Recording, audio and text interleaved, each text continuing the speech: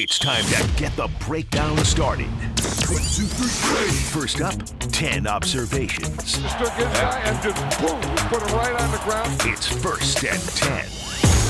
Just take his guy and boom, and that's how we get started. We'll talk more in depth about these specifics of Jayden being named the starter in a little bit. Bottom of the hour, we will take your calls as well. But let's talk about how we got there with Jayden in the game as the start of our First and 10. Number 1. It is almost supernatural how easy this has looked for him so far. His ability to make quick decisions that are correct, to see through all of the coverages, to see through all those, all the disguises. And not that we're seeing a bunch of stuff because it is preseason, but he consistently is doing the right thing. And that is ultimately what a quarterback is. There's, of course, a prerequisite of physical talent and execution ability, but to make the right decisions consistently is what the position is about. And his ability to do that at an absurdly high rate in practice, which is almost more impressive, but certainly in the games, is why he was named the starter today. It's why he has consistently been ahead of Marcus Mariota, who you think would be able to do at least that part of the job, but not as well as Jayden Daniels has. And I think the question is, can he carry this forward into the regular season? Because we have seen extremely simple play calls by NFL standards, but they've run it at a tempo and with personnel that I actually think a lot of this is translatable to the regular season. Has he really had to drop back and drop back pass, read a full field yet? No, not in the preseason. He has done it plenty in training camp, but we haven't seen him do that against an opponent. And will there be situations where he's going to have to do that in the regular season? Absolutely. But I think a lot of what they're running is translatable. It's stuff that gives the quarterback pretty good information before the snap. Jayden seeing things correctly, and that way he's able to quickly get to a pretty binary decision, I think is what's happening in a lot of these plays, where Jayden is like, okay, it's this coverage. That means I'm going to have one of two options over here, and this is the player I need to figure out. He did that. That means I do this, and the ball is out. Like that. And not only that, he sees the game so well that I think he almost supernaturally sees some of these leverages and type of stuff where he's not having a mental calculation of like, oh, this guy's sitting on my receiver's inside shoulder.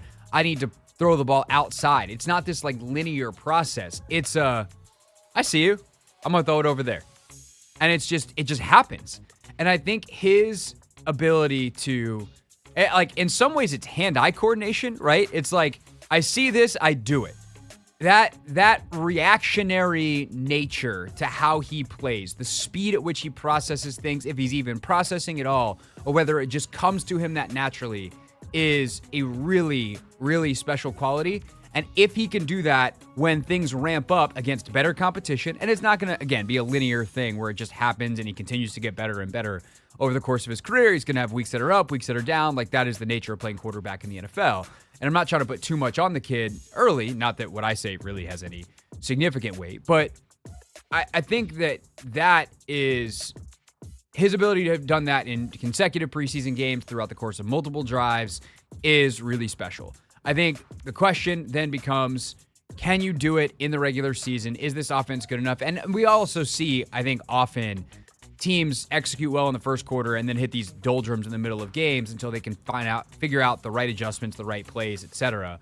The way this offense is structured, I'm hoping they don't have gigantic lulls because I think there are a lot of answers provided to the quarterback. And so as long as Jayden still continues to see the game well, then they shouldn't have they shouldn't have continuously extended lulls and have to make gigantic corrections. And they just got to pick the right option that's available to you. And yeah, it's impressive. It's impressive. And I get why everyone's excited. Get why people like national analysts are all of a sudden raving about him. But the question ultimately, and this is not trying to be a Debbie Downer. This is not doing anything other than stating the most obvious of reality. The question is, can they do this at this level in the regular season? And that is a giant TBD. Even that third down that I referenced, the one that I drew up here in my notebook, he reads the wrong side of the field from what Logan and I talked about this morning on Take Command. It was like a cover 2 look, and the cover 2 beater kind of was more to the right side of the formation. But he also doesn't throw into a trap. And it would have been really easy to try to throw Jahan on an out and think that, you got a clear space out there, and then that cover 2 corner sits down. And he was so decisive as that cover 2 corner, the guy that looked like he was impressed man over Terry McLaurin. Jayden was so decisive in getting that ball to Terry that the cornerback's knees buckled. He damn near made himself right. He almost, like, if he had executed the throw better, he puts that in the honey hole between the corner and the safety and gets Terry up the sideline, and it's a first down, and everyone's like, oh my God, that's an incredible play. So should he have been looking the other way and gotten the ball out to whether it was Sinnott up the seam or Diami on kind of a little sit route or just swung it to Eckler in the flat and hoped he could make a play? Yeah, I think technically that's the correct answer on that play. But when you're that decisive and you're that dedicated, like to a quick decision, and you've got good players, guys like McLaurin, you can make yourself right even in situations where you're quote unquote wrong. A couple of other offensive and JD thoughts real quick before we blitz through the rest of our 10 observations from the game against Miami. Number 2. Daniels getting hit. That was kind of the one hullabaloo from the game involving him, the one negative. It's fine. It's not ideal. He said he hasn't practiced the mechanics and the fundamentals of sliding, which I think then gets blown up because we see Caleb Williams and the Bears doing slip and slide, which is something that I had never seen before. Certainly other teams have practiced sliding. We've, back in the Robert Griffin III days, they brought in baseball players. They sent him to the Nationals. Like, teams have tried a million things. Jayden's going to have to learn to get down and protect himself. He can't play with the Wile E. Coyote recklessness that he played with at LSU. But in this particular case, it would have been nice if he could have squirted out of bounds. He's also, running up on the back of a blocker. He didn't get waylaid. He got chased down from behind. And ultimately, he's a football player who's going to get hit. Avoiding the big one is the key. Not throwing yourself into the big one is the key. But I'm also kind of fine with this one because he doesn't get to wear the yellow jersey in the game. And, he's going to have to learn and learning that you can get caught from behind in the NFL on a hit where you kind of get rolled over to the ground is really not that big of a deal, even if I totally get the staff being like, bro, we're good here. Number 3. Last thing, just real quick on the offense. I'll talk about this more as we go throughout the week. But I love the way this offense is designed to just pull defenses side to side. It's a run to the right. It's a screen to the left. Now we pop you up the middle. So now we've covered everything, and you're just spread out. Okay, well, we got to have more bodies horizontally. Okay, well, now we're going to hit you over the top with a vertical shot. Like, the willingness and the design to hit every single part of the field, and especially the shorter parts in quick succession that just gets the defense going and going and going. That has a cumulative effect. That's exhausting to play against. It always feels like, as a defense, like you're chasing the game. I think Jayden is the perfect guy to execute this because he adds a quarterback run element that stretches you even further because you can't be as dedicated to chasing a running back because what if the quarterback pulls it? Could be a huge gain. His decisiveness that I talked about earlier in the passing game, his ability to read pre-snap looks and just be like, okay, our numbers are here. Some of this stuff looks like RPO, but it's not. It's actually it's almost a pre-snap RPO where it's like, oh, do we have numbers in the box? Okay, we have the plus numbers. Let's run the football. Oh, they've got an extra body here, which means they're short on the outside. Let's throw the bubble. So it's that version of an RPO, if you want to call that an RPO. And Jayden is really, really good at reading that and understanding it and making the quick decisions and delivering on them. And so I think this is such a great character or a great marriage of scheme and player. And I don't know how much impact Adam Peters had in terms of, hey, you should really look at Cliff Kingsbury because I think he'd be the perfect fit for Jayden. I don't know whether they realized how perfect this might be upon, hiring of Cliff Kingsbury, which was the first thing in this process. But, man, I'm glad they did this, and I really hope that Cliff continues to show an understanding of Jayden's game at this level and that he's around for a long time to see this out because I think it could be pretty special. Of course, it's early. They haven't played a game yet. And I'm not trying to get the cart too far before the horse, but just stuff fundamentally I like about this that I think is translatable to the regular season. Number 4. Cliff Kingsbury, one other thing that I just want to mention from him is he is my favorite situational play caller that I've covered in a long time. The shots that he takes on third down, I am very team or pro arm punt. It's a lot of situations, third and longs, where you get blitzes, or like third and sevens, you get blitzes, you get one-on-one coverage. It's a chance to take a shot. Take your shot. And if you get picked off on a 50-yard bomb, it's a 50-yard punt, one down earlier, and Tressway's leg is less sore the next day. I'm fine with it. If you miss, okay, we march out Tressway. Those are really hard to get 8 yards on third and 7. Take your shots. Explosives win games. I love that. But the one situation I can distinctly remember where they don't go super vertical on a third down is when they're in field goal range. Let's make the field goal easier. Jayden checks it down pretty quickly. I think it was to Ben Sinnott, and they have an easier field goal attempt. Riley Patterson wound up missing it, but the process was good. So I really like that. I liked it in the red zone. They took actual shots at the end zone.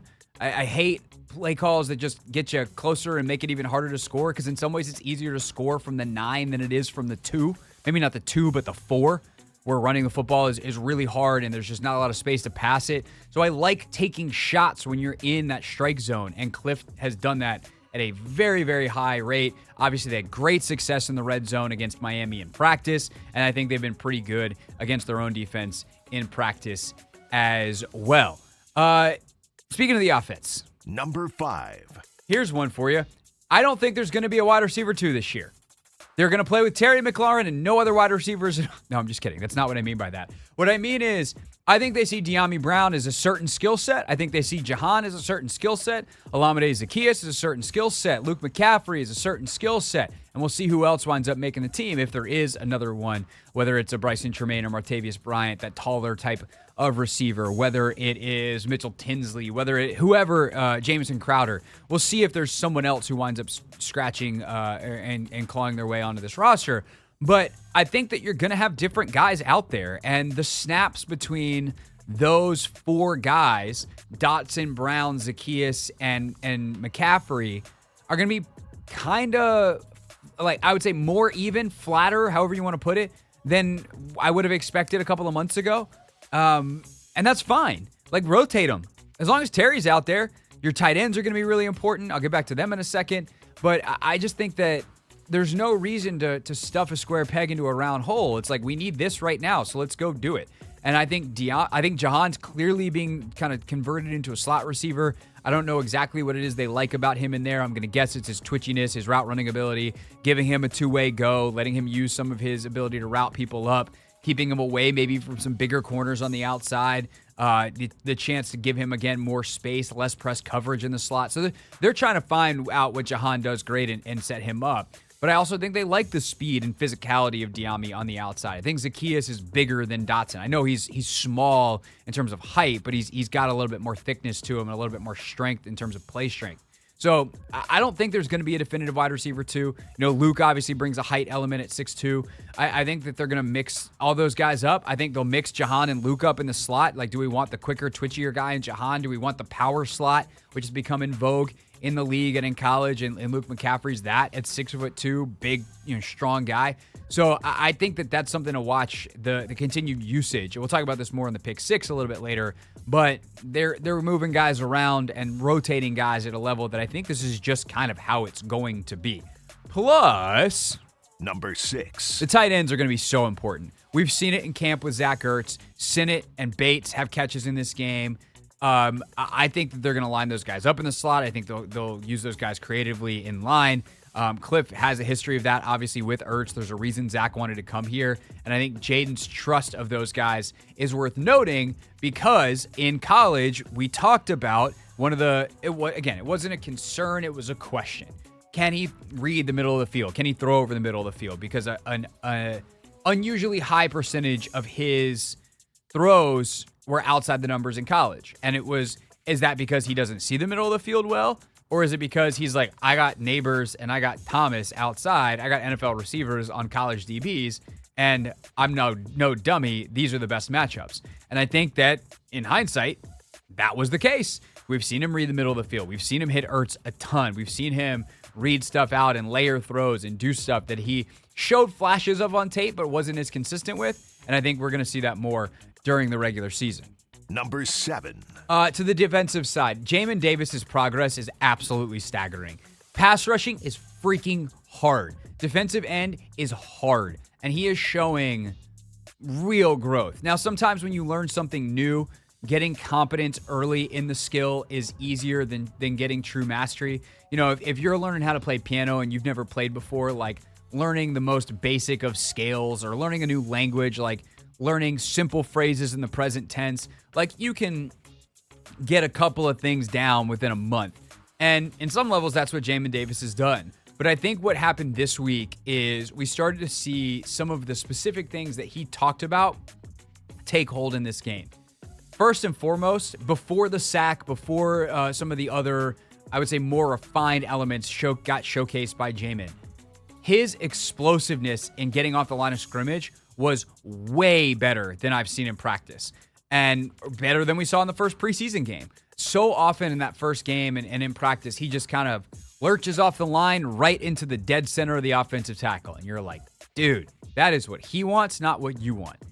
In this game, he was flying off the ball. And sometimes it was straight into the center of the offensive tackle. But at least once you have that power and explosiveness, if you can get there quickly, well, that becomes a bull rush. Like that's not necessarily a lack of a rush plan or a lack of understanding. That becomes at that point a choice. And he's got to continue to work. I think for as big and physical as he is, like a bull rush at his size is going to be hard because he is not 290 pounds. He's 250 pounds or whatever he's playing at this point. But I think that harnessing of his specific physical traits is something that he talked about last week, that he's gotten some tips and gotten some things and gotten some coaching, and to watch him put that into play, nevertheless starting to get some moves, kind of that crossover move on the sack fumble.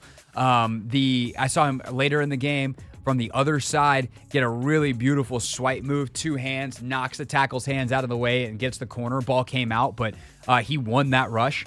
You're starting to see it. And if you're starting to see it already with some work in the spring, dedicated work here in training camp, and still we're a month or 3 months if you want to count the spring stuff into this, imagine what he could be 3 months from now. I'm really excited. I love this for Jamin.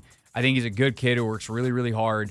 And you like to see, people that are dedicated get rewarded. And Jamon Davis is absolutely being rewarded for the work that he is putting in.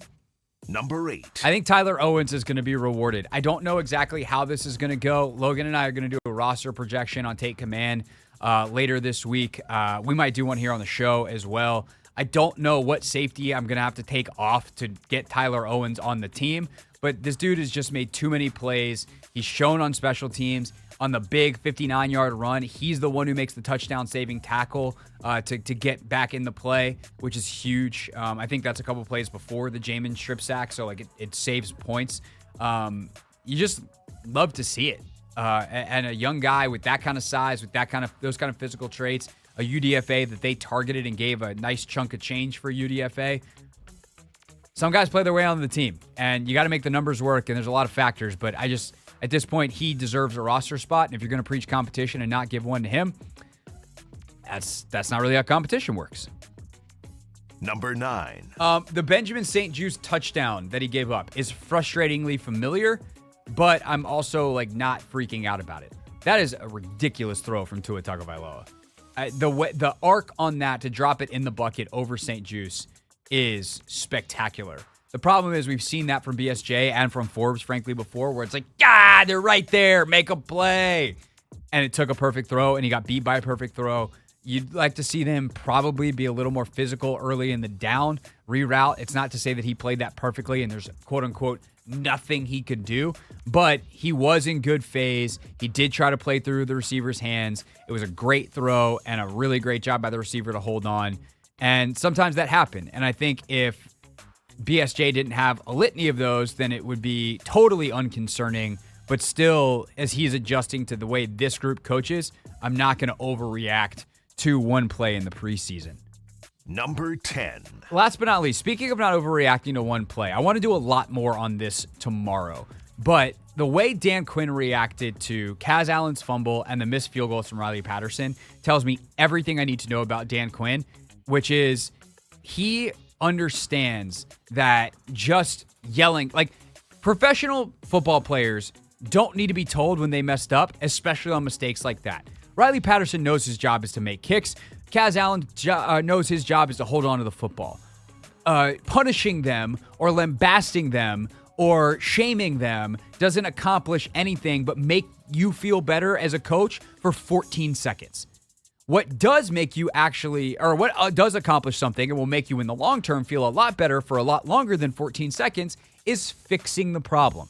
And so, one, that starts with instilling confidence. And two, it goes to, all right, what went wrong? Let's identify it, not to shame you for it, but to identify it so that we can fix it, and then let's fix it. And to see DQ instill the confidence in the sidelines, the cameras catching those moments and those conversations, and then to hear him talk about it after, where he talks about, hey, let's make sure the pressure point's right on the ball for Kaz Allen so he doesn't get knocked out. Hey, Riley, was your approach right on that kick? That is spectacular. That's what coaching is. Dan Quinn is a freaking coach, and I love it, and it's why I think ultimately he will succeed here, and frankly, why he's had so much success basically everywhere he's gone. And he's got one more step to take on the resume. He's been to a Super Bowl, wants to win one, but you can't ask for much more than that in terms of how he handles players, and that ensures that he's going to get the best out of them. What's up, kiddos? It's your boy Clinton Yates from ESPN. It's the Hoffman Show on the Team 980. Tell your mama I said what's up.